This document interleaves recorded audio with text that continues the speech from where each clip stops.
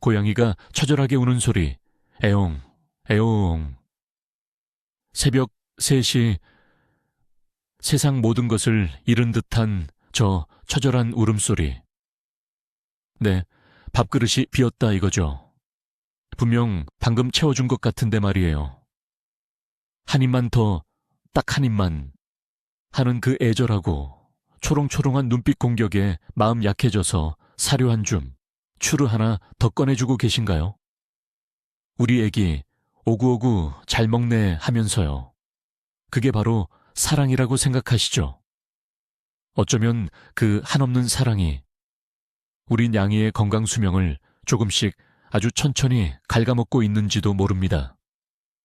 오늘은 바로 그 귀여움이라는 이름 뒤에 숨겨진 무서운 진실, 고양이 비만에 대해 이야기하고 냥님과 집사님 모두 스트레스 받지 않는 가장 안전하고 효과적인 다이어트 방법 A to Z를 탈탈 털어드릴게요. 이제 더 이상 귀여움에 속지 마세요. 시작하기 전에 여러분의 사랑스러운 뚱냥이 혹은 통통이 이름이 뭔지 댓글로 마구마구 자랑해주세요. 우리 같이 건강하게 만들어주자고요. 본격적인 다이어트 비법을 알아보기 전에 도대체 왜 우리 고양이들은 이렇게 살이 찌는 걸까요? 사실 이건 우리 냥님들의 잘못이 아닙니다. 원래 고양이는 아주 날렵한 사냥꾼이었어요. 쥐 한 마리, 새 한 마리 잡으려고 온 동네를 뛰어다니고 나무를 오르내리던 타고난 에너자이저였죠. 그런데 안락한 집고양이가 된 지금은 어떻습니까? 사냥은 무슨 집사 손에 들린 추루 봉지 소리에 번개처럼 반응해서 돌진하는 게 유일한 운동이 되어버렸습니다. 냉장고 문만 열어도 자기 부르는 줄 알고 우다다 달려오는 우리 냥님들, 사실 이건 야생의 본능이 남아있기 때문이에요. 언제 또 밥을 먹을 수 있을지 모른다는 조상님들의 기억이 유전자에 각인되어 있어서 눈앞에 음식이 있으면 일단 먹고 보는 거죠. 여기에 결정타. 대부분의 집고양이들이 하는 중성화 수술은 기초 대사량을 20%에서 30%까지 떨어뜨려서 이전과 똑같이 먹어도 살이 찌기 쉬운 뚱냥이 최적화 몸으로 만들어버립니다. 결국 사냥할 필요 없는 편안한 환경 플러스 언제나 가득 채워져 있는 밥 플러스 간식으로 표현되는 집사의 무한한 사랑. 이 세 가지가 완벽한 삼위일체를 이루어 위대하고 거대한 뚱냥이가 탄생하게 되는 겁니다. 자, 그럼 첫 번째 질문. 우리 냥이 진짜 뚱뚱한 걸까요? 많은 집사님들이 에이, 우리 애는 그냥 뼈대가 굵은 거야. 이건 다 털이야. 털찐 거라고. 라며 현실을 부정하시곤 하죠. 저도 한때는 저희 집 고양이가 그냥 좀 복슬복슬한 러그인 줄로만 알았거든요. 그 폭신한 털 속에 숨겨진 진실을 마주하기란 월요일 아침에 눈을 뜨는 것만큼이나 큰 용기가 필요한 일이죠. 하지만 더 이상 외면은 금물. 우리 냥이의 건강 수명과 직결된 문제니까요. 가장 객관적이고 쉬운 방법은 바로 BCS, 즉 신체 충실 지수, 바디 컨디션 스코어를 체크하는 거예요. 이름은 거창하지만 전혀 어렵지 않아요. 병원에서만 하는 거 아니냐고요? 천만에요. 집에서 단 5분이면 충분합니다. 지금 바로 옆에서 자고 있는 냥님을 살살 쓰다듬는 척하면서 옆구리 쪽 갈비뼈를 만져보세요. 손가락으로 살짝 압력을 주면서 스윽 문질렀을 때 얇은 담요를 덮어놓은 빨래판처럼 갈비뼈가 오돌토돌하게 느껴진다면 축하합니다. 아주 이상적인 체형이에요.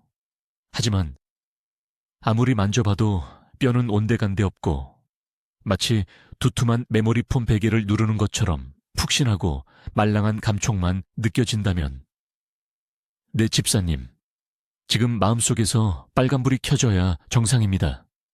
이게 1단계고요. 2단계, 이제 냥님을 위해서 항공샷으로 한번 내려다 볼까요? 정상적인 고양이는 허리 라인이 살짝 잘록하게 들어간 예쁜 모래시계 모양을 하고 있어요. 그런데 혹시 허리 라인은 실종되고 위에서 봐도 옆에서 봐도 그냥 둥그렇고 거대한 항아리 혹은 잘 구워진 식빵처럼 보인다면 이것 또한 강력한 비만 신호입니다. 마지막 3단계, 옆모습을 체크해 보세요. 갈비뼈 바로 뒤쪽의 복부가 부드러운 곡선을 그리며 위로 싹 올라가 있어야 정상인데 이게 웬걸. 복부 라인이 수평이거나 심지어 아래로 축 처진 뱃살 주머니가 바닥에 끌릴 듯 출렁이고 있다면 물론 고양이에겐 원시 주머니, 피라이몰디얼 파우치라고 불리는 정상적인 뱃살도 있지만 이게 과도하게 크고 출렁인다면 그건 명백한 지방입니다. 자, 이제 털찐 거라는 행복 회로는 그만 돌리시고 냉정한 현실을 직시할 시간입니다. 이것이 바로 우리 냥이를 위한 위대한 여정, 건강 다이어트의 첫걸음이니까요. 뚱냥이가 귀엽다는 말, 이제부터는 절대 금지어입니다. 이건 그냥 미적인 기준의 문제가 아니에요. 수의학적으로 고양이 비만은 명백한 질병으로 분류됩니다. 우리 냥이가 그냥 좀 통통하고 복스러운 게 아니라 지금 이 순간에도 병을 앓고 있다는 뜻이에요. 충격적이죠? 하지만 이게 현실입니다. 비만은 그 자체로도 문제지만 수많은 합병증을 몰고 오는 만병의 근원이기 때문에 더 무서운 거예요. 가장 대표적인 연구 결과 중 하나는 비만 고양이가 정상 체중 고양이에 비해 평균 수명이 무려 2년 이상 짧아진다는 겁니다. 15년을 산다고 가정했을 때 2년이면 정말 어마어마한 시간이죠. 집사와의 소중한 시간을 뚱뚱하다는 이유만으로 도둑맞는 셈이에요. 게다가 비만 상태는 단순히 지방이 많은 상태가 아닙니다. 이 지방 세포들이 몸속에서 끊임없이 염증 유발 물질을 뿜어내서 우리 냥이의 몸은 1년 365일 내내 약한 불로 염증이 타오르는 만성 염증 상태가 됩니다. 이런 상태가 계속되면 면역체계는 당연히 약해지고 각종 세균이나 바이러스 감염에도 취약해질 수밖에 없어요. 결국 귀여운 뱃살이라고 생각했던 그것이 사실은 우리 냥이의 몸을 서서히 병들게 하는 시한폭탄과도 같은 존재였던 겁니다. 이제 뚱뚱한 고양이를 보고 어머, 귀여워 라는 말이 나오시나요? 아니죠. 어머, 저 아이 아프구나. 도움이 필요하겠구나 라고 생각하는 것이 올바른 집사의 자세입니다. 비만이 불러오는 무서운 합병증, 그 첫 번째 대표 주자는 바로 당뇨병입니다. 사람에게만 생기는 병 아니냐고요? 절대 아닙니다. 고양이 당뇨병은 생각보다 훨씬 흔하고 특히 뚱뚱한 고양이에게 집중적으로 발생해요. 정상 체중 고양이보다 비만 고양이가 당뇨병에 걸릴 확률은 무려 4배나 높다는 통계가 있을 정도니까요. 당뇨병이 왜 무섭냐면 한번 걸리면 완치가 매우 어렵고 평생 관리가 필요한 질병이기 때문입니다. 사람처럼 매일 혹은 하루 2번씩 인슐린 주사를 맞아야 할 수도 있어요. 우리 냥이의 작고 소중한 몸에 매일 바늘을 찔러야 한다고 상상해 보세요. 냥이도 고통스럽고 그걸 지켜봐야 하는 집사의 마음은 찢어지겠죠. 혈당 관리를 위해 엄격한 식이 조절은 기본이고 정기적으로 병원에 가서 피를 뽑고 검사를 받아야 합니다. 시간과 비용은 물론 집사와 고양이 모두에게 엄청난 스트레스를 주는 질병이에요. 당뇨병의 대표적인 증상은 물을 엄청나게 많이 마시고 그만큼 소변을 많이 보는 다음 단뇨 증상입니다. 화장실 감자가 갑자기 평소보다 2~3배씩 커졌다면 절대 그냥 넘기지 말고 의심해봐야 합니다. 또한 식욕이 왕성한데도 불구하고 체중이 오히려 빠지는 이상한 증상을 보이기도 해요. 이 모든 고통의 시작이 바로 비만일 수 있다는 사실, 이제는 간과해서는 안 됩니다. 귀여운 살이 아니라 무서운 질병의 씨앗이라는 것을 꼭 기억하세요. 두 번째 적신호는 바로 관절염입니다. 고양이는 아픔을 숨기는 데 도같은 동물, 침묵의 암살자라는 별명이 있을 정도죠. 그래서 집사가 알아차렸을 때는 이미 병이 상당히 진행된 경우가 많아요. 특히 관절염은 고양이들이 아픈 티를 정말 안 내는 질병 중 하나입니다. 혹시 우리 냥이가 예전처럼 우다다도 잘 안 하고 높았던 캣타워 꼭대기에도 잘 안 올라가나요? 그루밍을 귀찮아하고 잠만 자는 시간이 부쩍 늘었나요? 나이가 들어서 게을러졌나 보다 라고 생각하셨다면 큰 오산일 수 있습니다. 그건 게으른 게 아니라 관절이 아파서 움직이기 힘든 걸지도 몰라요. 생각해보세요. 정상 체중을 지탱하도록 설계된 고양이의 가느다란 다리 관절이 자기 몸무게의 1.5배, 2배에 달하는 무게를 매일 견뎌내야 한다면 어떨까요? 우리가 10kg짜리 쌀가마니를 매일 등에 업고 생활하는 것과 같아요. 고양이의 체중이 1kg 늘어날 때마다 관절이 받는 부담은 무려 4kg씩 증가한다고 합니다. 이 엄청난 압력 때문에 연골은 계속해서 닳아 없어지고 뼈와 뼈가 부딪히면서 극심한 통증을 유발하는 퇴행성 관절염이 생기는 거죠. 점프를 망설이거나 착지할 때 불안정해 보이거나 걸음걸이가 어색해 보이는 것 모두 관절염의 신호일 수 있습니다. 고통스럽지만 말 못하는 냥이를 위해 집사가 먼저 알아차리고 체중을 줄여주는 것만이 유일한 해결책입니다. 고양이 비만이 불러오는 위험 리스트는 여기서 끝이 아닙니다. 당뇨병과 관절염이 대표적인 질병일 뿐, 그 외에도 정말 셀 수 없이 많은 질병들이 뚱냥이들을 위협하고 있어요. 먼저 심장과 호흡기계 문제입니다. 과도한 지방은 심장이 온몸으로 피를 보내는 것을 방해해서 심장에 큰 부담을 줍니다. 비만 고양이는 심장병 발생률이 현저히 높아요. 또 가슴과 배에 쌓인 지방이 폐를 압박해서 호흡을 불편하게 만들기도 합니다. 혹시 우리 냥이가 잠잘 때 사람처럼 드르렁드르렁 코를 심하게 곤다면 귀엽다고 웃어넘길 일이 아니라 호흡이 불편하다는 신호일 수 있어요. 비뇨기계 질환도 빼놓을 수 없죠. 특히 수컷 뚱냥이들은 요도가 지방에 눌려 좁아지기 쉽고 움직임이 둔해져서 화장실 가는 횟수 자체가 줄어들어요.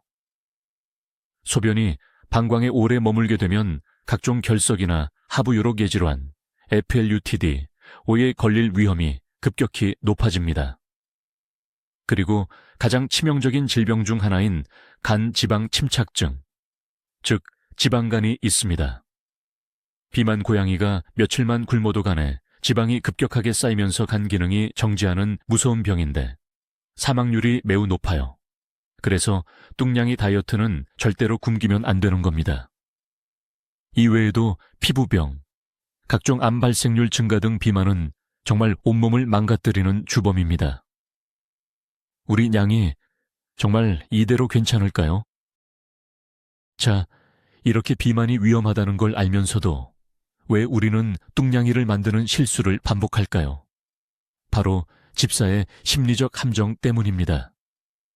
많은 집사님들이 우리 고양이는 먹을 때가 제일 행복해 보여요 라고 말씀하세요. 맞습니다. 사료 봉지 소리만 나도 신나서 달려오고 추루를 먹을 땐 세상을 다 가진 표정을 짓죠.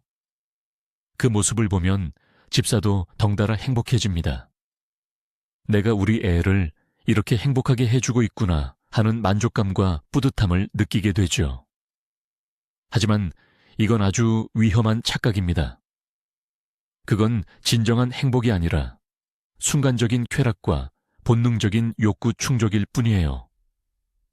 오히려 장기적으로는 고통의 시작이 될 수 있습니다. 우리는 무의식적으로 맛있는 걸 많이 주는 집사는 좋은 집사, 사랑이 넘치는 집사라는 공식을 가지고 있어요. 냥이가 밥 달라고 울 때마다 간식을 주는 행동은 냥이에게 사랑을 표현하는 가장 쉽고 빠른 방법처럼 느껴지기 때문이죠. 하지만 이건 진짜 사랑이 아닙니다.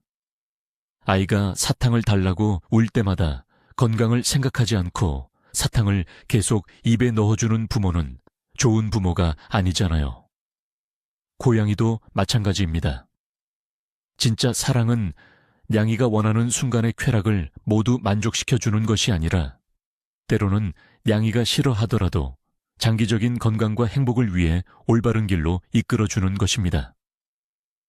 이제 그릇된 사랑의 공식을 버려야 합니다. 진짜 사랑은 맛있는 간식이 아니라 건강한 삶을 지켜주는 것임을 명심해야 해요. 그렇다면 본격적으로 고양이 다이어트를 망치는 최악의 습관은 무엇일까요? 바로 자율배식입니다. 밥그릇이 조금이라도 비어 있으면 불안해서 견딜 수 없는 집사님들, 손 한번 들어보실까요? 24시간 내내 마르지 않는 샘물처럼 사료를 가득가득 채워두는 자율배식. 이건 뚱냥이행, KTX 급행열차 티켓을 집사가 직접 끊어주는 것과 같은 행동입니다. 고양이는 알아서 조절해서 먹는다던데요, 라고 반문하는 분들도 계실 거예요. 네, 일부 고양이들은 그렇습니다. 하지만 요즘 나오는 사료들은 고양이들의 입맛을 사로잡기 위해 기호성이 매우 높게 만들어져 있어요. 마치 우리가 짭짤하고 맛있는 과자를 한번 뜯으면 멈출 수 없는 것과 같죠. 야생의 고양이는 쥐 한 마리를 사냥해서 먹고 다음 사냥까지 몇 시간 동안 배부르게 쉬는 패턴을 가집니다. 그런데 자율배식을 하는 집고양이는 심심할 때 한 입, 집사가 지나갈 때 한 입 자다 일어나서 한 입, 오후 분마다 뷔페 레스토랑에 들러 에피타이저를 즐기는 셈이죠. 이러니 하루 권장 칼로리를 훌쩍 넘기기 십상입니다. 고양이들은 스스로 나 오늘 칼로리를 너무 많이 섭취했으니 그만 먹어야겠다 라고 이성적으로 판단하지 못해요. 눈앞에 맛있는 음식이 있으면 일단 먹고 보는 본능이 더 강하기 때문이죠. 특히 다묘 가정이라면 자율배식은 더욱 위험합니다. 누가 얼마나 먹는지 정확히 파악하기 어렵고 식탐이 강한 한 마리가 다른 고양이의 목까지 다 먹어치워 혼자만 뚱뚱해지는 경우가 비일비재하거든요. 다이어트의 첫걸음은 이 24시간 뷔페를 과감하게 폐점하는 것에서부터 시작됩니다. 자, 이제 다이어트를 결심했다면 가장 먼저 무엇을 해야 할까요? 인터넷에 고양이 다이어트 사료를 검색하고 카더라 통신에 의존해 무작정 사료양을 줄이는 것. 절대 안 됩니다. 이건 정말 위험한 행동이에요. 고양이 다이어트의 제일 원칙은 바로 동물병원으로 달려가세요입니다. 제발 집사님 마음대로 다이어트를 시작하지 마세요. 가장 먼저 할 일은 신뢰할 수 있는 수의사 선생님을 만나서 우리 냥이의 현재 건강 상태를 정확하게 진단받는 것입니다. 눈으로 보기에 그냥 뚱뚱해 보여도 사실은 갑상선 기능 저하증이나 쿠싱 증후군 같은 특정 질병 때문에 살이 찐 것일 수도 있어요. 이런 기저질환이 있는지 없는지 반드시 확인해야 그에 맞는 안전한 다이어트 계획을 세울 수 있습니다. 또 비만으로 인해 이미 다른 합병증, 당뇨, 관절염 등이 시작되지는 않았는지 피검사나 엑스레이 같은 정밀 검사를 통해 체크해 보는 것이 좋습니다. 그리고 가장 중요한 것, 우리 냥이의 이상적인 목표 체중과 그 목표에 도달하기 위한 하루 권장 섭취 칼로리를 전문가와 상담해서 정해야 합니다. 이건 고양이의 나이, 품종, 활동량, 중성화 여부, 현재 건강 상태 등을 모두 고려해서 정해야 하는 아주 전문적인 영역이에요. 집사의 어림짐작으로 칼로리를 과도하게 줄이면 앞서 말했던 치명적인 지방간이 올 수도 있습니다. 전문가의 도움을 받는 것이 실패 확률을 줄이고 부작용 없이 안전하게 다이어트를 성공시키는 가장 확실한 지름길이라는 사실을 잊지 마세요.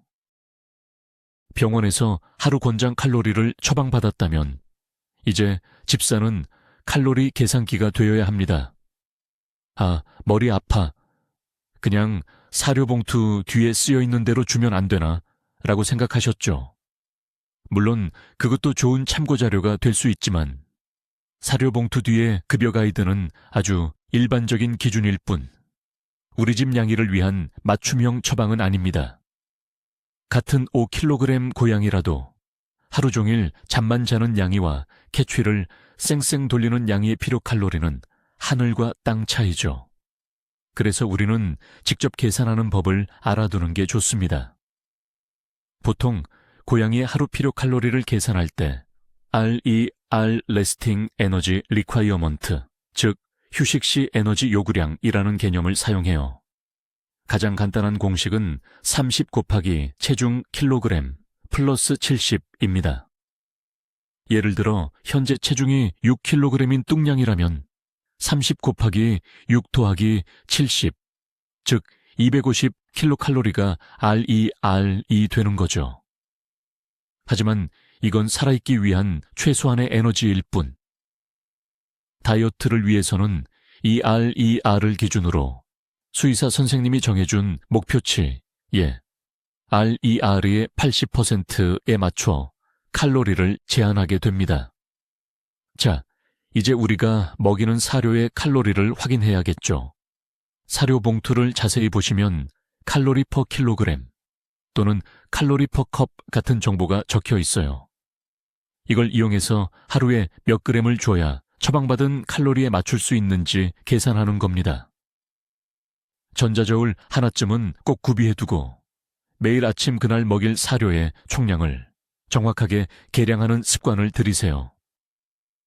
조금 귀찮아도 이 정확성이 다이어트의 성패를 좌우합니다. 이제 어떤 사료를 골라야 할지 알아볼 시간입니다. 마트에 가보면 다이어트, 라이트, 체중 조절용 등 다양한 이름의 사료들이 있죠. 무조건 이런 이름이 붙었다고 해서 다 좋은 사료일까요? 정답은 아니오입니다. 중요한 건 이름표가 아니라 봉투 뒤에 적힌 성분표를 꼼꼼하게 읽어보는 거예요. 고양이 다이어트 사료의 핵심 공식은 바로 고단백, 저탄수화물, 저지방입니다. 이 세 가지를 꼭 기억하세요. 고양이는 완벽한 육식동물이기 때문에 탄수화물보다는 단백질을 주 에너지원으로 사용합니다. 다이어트 중에는 근육이 손실되기 쉬운데 양질의 단백질을 충분히 공급해줘야 근육은 지키면서 체지방만 뺄 수 있어요. 단백질 함량이 높으면 포만감도 오래가서 배고픔을 덜 느끼게 하는 효과도 있고요. 반면 옥수수, 쌀, 밀과 같은 곡물류, 탄수화물은 고양이에게 필수적인 영양소가 아닐 뿐더러 소화가 잘 안 되고 쉽게 살이 찌는 원인이 됩니다. 그래서 곡물 함량이 낮은 이왕이면 그레인, 프리그레인 프리 제품을 선택하는 것이 유리합니다. 지방은 에너지를 내는 데 필요하지만 과도하면 당연히 살이 찌겠죠. 조지방 함량이 낮은 사료를 고르되 오메가3 같은 건강한 지방산이 포함되어 있는지 확인하면 좋습니다. 추가로 L카르니틴이라는 성분이 들어있다면 금상첨화. 이 성분은 체지방을 에너지로 전환시켜 연소하는 데 도움을 주거든요. 성분표가 너무 복잡하고 어렵게 느껴진다면 역시나 가장 좋은 방법은 수의사 선생님께 우리 냥이에게 맞는 처방식 사료를 추천받는 것입니다. 건식 사료와 습식 사료, 과연 다이어트에는 어떤 것이 더 유리할까요? 많은 집사님들이 궁금해하는 부분이죠. 가격이나 편의성 등 여러 장단점이 있지만 순수하게 다이어트 효과만 놓고 본다면 최종 승자는 단연 습식 사료입니다. 왜 그럴까요? 가장 큰 이유는 바로 수분 함량에 있습니다. 건사료는 수분 함량이 10% 미만인 반면 습식 사료, 캔이나 파우치는 70%부터 80%까지가 수분으로 이루어져 있어요. 이게 왜 중요하냐면 수분 함량이 높다는 것은 같은 무게를 먹어도 실제 섭취하는 칼로리는 훨씬 낮다는 뜻이기 때문입니다. 물배가 차서 포만감은 빨리, 그리고 오래 느끼게 해주죠. 밥 달라고 조르는 횟수를 줄이는데 아주 효과적이에요. 또한 고양이는 원래 음수량이 부족한 동물이라 만성 탈수에 시달리기 쉬운데 습식 사료는 식사를 하면서 자연스럽게 음수량을 채울 수 있어 비뇨기계 질환 예방에도 큰 도움이 됩니다. 물론 단점도 있어요. 가격이 건사료보다 비싸고 개봉 후에는 빨리 급여해야 하며 부드러운 질감 때문에 치석이 잘 낄 수 있다는 점이죠. 그래서 가장 이상적인 방법은 바로 혼합급여입니다. 주식으로 칼로리가 낮고 포만감이 높은 습식 사료를 정해진 시간에 급여하고 건사료는 간식처럼 노즈워크 장난감이나 슬로우 피더에 소량 넣어주어 놀이와 운동을 유도하는 방식으로 활용하는 거죠. 이렇게 하면 각 사료의 장점만 쏙쏙 뽑아 활용할 수 있습니다. 자, 이제 우리 냥이에게 딱 맞는 다이어트 사료를 골랐습니다.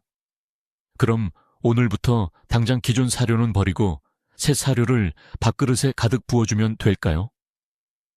만약 그렇게 하신다면 냥님의 거센 파업과 마주하게 될 겁니다. 고양이는 굉장히 예민하고 보수적인 동물이라 갑작스러운 변화에 큰 스트레스를 받아요. 이 맛없어 보이는 건 뭐냐옹, 내 밥 내놓으라옹 하면서 단식 투쟁에 들어갈 수도 있습니다. 고양이가 2일에서 3일 이상 굶게 되면 생명이 위험한 지방간이 올 수 있기 때문에 단식은 절대적으로 피해야 해요. 그래서 사료를 바꿀 때는 최소 일주일, 예민한 고양이라면 2주 이상의 긴 시간을 잡고 서서히 진행해야 합니다. 이것이 바로 사료 전환의 기술입니다. 방법은 간단해요. 첫날은 기존에 먹던 사료 90%에 새로운 다이어트 사료를 10%만 섞어서 줍니다. 냥이가 거부감 없이 잘 먹는다면 다음 날은 기존 사료 80%에 새 사료 20%로 비율을 늘려주는 거죠. 이런 방식으로 매일 조금씩 새 사료의 비율을 높여가면서 최종적으로 100% 새 사료로 전환하는 겁니다. 만약 중간에 냥이가 설사를 하거나 구토를 한다면 그건 너무 빨리 전환했다는 신호이니 이전 단계의 비율로 돌아가서 좀 더 천천히 진행해야 합니다.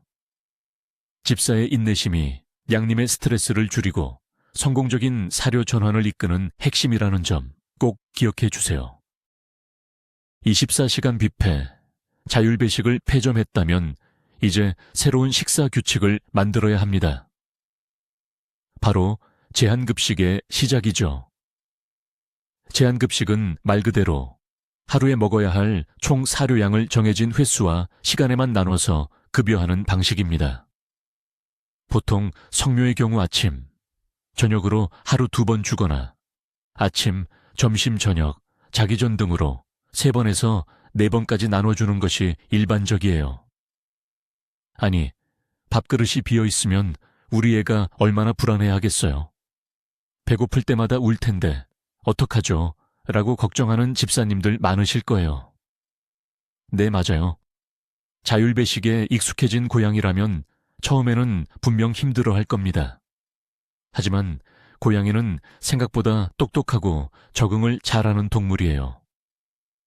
며칠만 지나면 이 시간이 되면 우리 집사가 맛있는 밥을 주는구나 하고 규칙적인 식사 시간을 인지하게 됩니다. 오히려 이렇게 예측 가능한 생활 패턴은 고양이에게 심리적인 안정감을 줘요. 언제 밥이 나올지 몰라 불안해하는 것보다 훨씬 낫죠.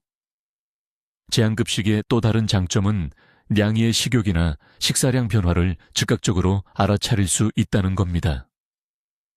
자율배식을 하면 냥이가 아파서 밥을 안 먹어도 늦게 발견하기 쉽지만 제한급식을 하면 우리 애가 오늘 아침밥을 남겼네 하고 바로 건강 이상 신호를 캐치할 수 있어요. 이것만으로도 제한급식을 해야 할 이유는 충분합니다. 처음이 힘들 뿐 냥이와 집사 모두에게 훨씬 더 건강한 습관입니다.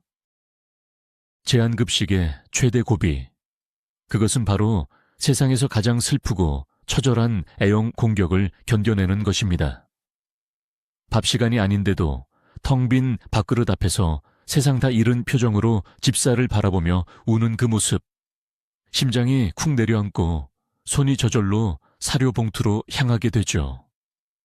딱 한 알만 줄까 하는 악마의 속삭임이 뇌리를 스쳐갑니다. 하지만 이때 절대 넘어가시면 안 됩니다. 만약 이때 마음이 약해져서 사료나 간식을 준다면 고양이는 이렇게 울고불고 매달리면 맛있는 게 나오는구나 라고 정확하게 학습하게 됩니다. 그리고 다음번에는 더 크고 더 길고 더 처절하게 울기 시작할 거예요. 이건 양이를 위한 행동이 아니라 오히려 나쁜 습관을 강화시키는 꼴이 되는 겁니다. 그럼 어떻게 해야 할까요? 무시하는 게 답일까요?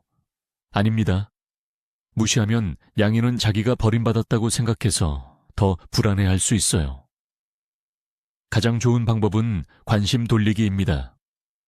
양이가 밥 달라고 울기 시작하면 즉시 낚싯대 장난감을 꺼내서 신나는 사냥놀이를 시작해 주세요. 혹은 부드럽게 빗질을 해주거나 안아들고 창밖 풍경을 보여주는 것도 좋습니다. 밥은 사랑이 아니라 집사의 관심과 즐거운 놀이는 사랑이라는 새로운 공식을 양이의 머릿속에 심어주는 것이 중요해요. 밥 달라는 요구를 나랑 놀아줘, 내게 관심을 보여줘 라는 신호로 바꿔주는 현명한 집사가 되어야 합니다. 혹시 우리 집 양이가 밥을 5초 만에 흡입하는 고양이계의 푸드파이터인가요? 이렇게 빨리 먹는 습관은 과식을 유발하고 급하게 삼키다가 구토를 하기도 하죠. 다이어트에도 전혀 도움이 되지 않습니다. 이런 진공청소기 양이들을 위한 아주 똑똑하고 재미있는 아이템이 있습니다. 바로 슬로우 피더 슬로우 피드와 노즈워크 노즈워크. 장난감이에요. 슬로우 피더는 밥그릇 바닥이 미로나 장애물 모양으로 복잡하게 디자인되어 있어서 고양이가 사료를 한 번에 많이 먹지 못하고 앞발을 사용하거나 혀를 요리조리 움직여서 조금씩 꺼내 먹도록 유도하는 식기입니다. 자연스럽게 식사 시간이 5배, 10배로 길어지면서 소량의 사료로도 충분한 포만감을 느끼게 해주고 지루한 식사 시간을 즐거운 놀이 시간으로 바꿔주는 마법 같은 아이템이죠. 노즈워크 장난감도 마찬가지입니다. 공 모양이나 퍼즐 형태의 장난감 안에 사료를 숨겨두면 고양이가 킁킁 냄새를 맡고 머리를 써서 굴리고 해체해야만 사료를 먹을 수 있어요. 이건 고양이의 타고난 사냥 본능을 충족시켜주는 최고의 방법입니다. 비싼 장난감을 살 필요도 없어요. 다 쓴 휴지심이나 계란판, 종이컵 등을 활용해서 집에서 간단하게 만들어줄 수도 있습니다. 이제 더 이상 밥을 그냥 밥그릇에 부어주지 마세요. 밥그릇을 우리 냥이의 신나는 놀이터로 만들어주세요. 다이어트의 80%가 식단 조절이라면 나머지 20%를 채워주는 핵심 퍼즐은 바로 운동입니다. 아무리 좋은 다이어트 사료를 칼로리에 맞춰 급여한다 해도 하루 종일 소파나 침대에 누워만 있는다면 체지방이 활활 타오를 리가 없겠죠. 특히 실내에서만 생활하는 집고양이들은 활동량이 절대적으로 부족하기 때문에 집사가 의도적으로 운동 시간을 만들어주는 것이 반드시 필요합니다. 고양이에게 최고의 운동은 바로 사냥놀이예요. 고양이의 DNA에는 사냥꾼의 본능이 깊숙이 각인되어 있습니다. 이 본능을 충족시켜주지 못하면 고양이는 지루함과 스트레스를 느끼고 이게 문제 행동이나 과식으로 이어질 수 있어요. 다이어트를 위해서만이 아니라 정신 건강을 위해서도 사냥놀이는 선택이 아닌 필수입니다. 그렇다면 얼마나 놀아줘야 할까요? 정답은 냥바냥냥이 바이냥이이지만 일반적으로는 하루에 최소 15분씩 2번 이상 냥이가 입을 살짝 벌리고 숨을 헐떡일 정도로 신나게 놀아주는 것을 목표로 삼으세요. 놀이의 마무리는 항상 중요합니다. 실컷 뛰게만 하고 장난감을 그냥 휙 치워버리면 냥이는 사냥에 실패했다고 느껴서 좌절감에 빠질 수 있어요. 놀이 막바지에는 냥이가 장난감을 잡게 해주고 그 보상으로 작은 간식 하나를 주는 것으로 완벽한 사냥 시퀀스를 마무리해 주세요. 사냥놀이는 단순한 칼로리 소모 활동이 아니라 냥이의 스트레스를 풀어주고 집사와의 유대감을 돈독하게 만들어주는 최고의 교감 활동입니다. 아, 선생님. 저희 집 애는 뭘 해줘도 안 놀아요. 그냥 게을러서 그래요. 라고 말씀하시는 집사님들이 정말 많습니다. 하지만 단언컨대 세상에 노는 걸 싫어하는 고양이는 없습니다. 만약 고양이가 놀이에 흥미를 보이지 않는다면 그건 99% 확률로 집사의 놀이 방법이 잘못되었기 때문입니다. 혹시 낚싯대 장난감을 그냥 고양이 눈앞에서 의미 없이 좌우로 흔들기만 하고 계시진 않나요? 고양이는 그렇게 예측 가능한 움직임에는 금방 질려버립니다. 고양이는 사냥감처럼 움직이는 것에 열광해요. 진짜 새나 쥐가 어떻게 움직일지 상상해 보세요. 이불 밑에 숨었다가 갑자기 튀어나오고 소파 뒤로 순식간에 사라졌다가 갑자기 집사 등 뒤에서 나타나는 등 예측 불가능하고 변화무쌍한 움직임을 보여줘야 합니다. 장난감의 종류를 바꿔보는 것도 좋은 방법입니다. 어떤 고양이는 하늘을 나는 새를 흉내내는 깃털 낚싯대를 좋아하고 어떤 고양이는 바닥을 기어가는 쥐 모양 장난감에 환장하죠. 레이저 포인터도 좋은 도구이지만 실체가 없어서 고양이에게 좌절감을 줄 수 있으니 반드시 놀이 마지막에는 실체가 있는 장난감으로 잡게 해주고 간식 보상을 해줘야 합니다. 작은 공, 바스락거리는 비닐, 심지어 구겨진 종이 뭉치까지 우리 냥이의 심장을 뛰게 할 최애 장난감이 무엇인지 찾는 여정을 떠나보세요. 게으른 고양이는 없습니다. 아직 진짜 사냥의 맛을 알려주지 못한 집사만 있을 뿐입니다. 다이어트를 할 때 가장 경계해야 할 것 중 하나는 바로 이거 하나쯤은 괜찮겠지 하는 집사의 안일한 마음입니다. 특히 사람이 먹는 음식은 절대 금지입니다. 집사가 치킨을 먹고 있을 때 옆에 와서 애처로운 눈빛을 보낸다고 해서 살코기 한 점 떼어주는 행동은 냥이에게 독을 주는 것과 같아요. 사람 음식은 고양이에게 너무 짜고 맵고 기름집니다. 소량이라도 장기간 섭취하면 비만은 기본이고 신장에 무리를 주거나 급성 췌장염 같은 생명을 위협하는 심각한 질병을 유발할 수 있어요. 특히 양파, 마늘, 파, 초콜릿, 포도, 마카다미아 등은 고양이에게 아주 치명적인 맹독성 음식입니다. 모르고 줬다가 냥이가 무지개 다리를 건너는 끔찍한 상황이 발생할 수도 있어요. 고양이에게 주는 간식도 마찬가지입니다. 간식은 주식이 아니라는 점을 명심해야 합니다. 아무리 건강에 좋은 간식이라도 하루 총 섭취 칼로리의 10%를 넘지 않도록 양을 제한해야 해요. 다이어트 중이라면 이 비율을 5%까지 낮추거나 아예 주던 사료 몇 알을 간식처럼 활용하는 것이 가장 좋습니다. 특히 추루 같은 액상 간식은 기호성이 매우 높아 냥이들이 환장하지만 칼로리가 생각보다 높아서 다이어트의 주적이 될 수 있습니다. 다이어트 기간에는 잠시만 냉장고 깊숙이 넣어두고 대신 칭찬과 사냥놀이로 사랑을 표현해 주세요. 열심히 식단 조절과 운동을 병행했다면 다이어트가 잘 진행되고 있는지 객관적인 수치로 확인하는 과정이 필요합니다. 바로 정기적인 체중 측정이죠.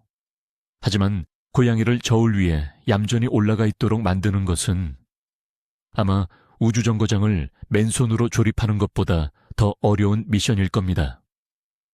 억지로 붙잡고 올리려고 하면 냥이는 극도의 스트레스를 받고 집사는 영광의 상처만 얻게 될 뿐이죠. 아주 간단하고 평화로운 방법이 있습니다. 바로 집사가 인간 저울이 되어주는 거예요. 먼저 집사가 빈 몸으로 체중계에 올라가서 몸무게를 정확히 측정하고 기록해둡니다. 그 다음 우리 냥님을 소중하게 품에 안고 다시 체중계 위로 올라가세요. 그리고 냥이와 함께 잰 총 몸무게에서 아까 측정했던 집사만의 몸무게를 빼면 짜잔! 그것이 바로 우리 냥이의 몸무게입니다. 참 쉽죠. 이렇게 일주일에 한 번, 가급적이면 아침 식사 전과 같이 매번 동일한 조건에서 체중을 측정하고 달력이나 수첩에 꾸준히 기록해 두세요. 그래프로 그려보면 변화를 한눈에 파악하기 더욱 좋습니다. 여기서 중요한 점, 절대 조급해 하면 안 됩니다. 고양이의 건강한 다이어트는 한 달에 현재 체중의 1%부터 2%까지 정도를 감량하는 것을 목표로 해야 합니다. 너무 급격한 체중 감량은 오히려 건강을 해치고 치명적인 지방간을 유발할 수 있다는 사실을 꼭 기억하세요. 천천히, 그리고 꾸준히가 핵심입니다. 드디어 길고 긴 노력 끝에 우리 냥이가 수의사 선생님이 정해준 목표 체중에 도달했습니다. 정말 축하합니다. 집사님, 정말 고생 많으셨어요. 이제 마음껏 축하 파티를 열고 다시 예전처럼 추루도 주고 간식도 줘도 될까요? 정답은 아니오입니다.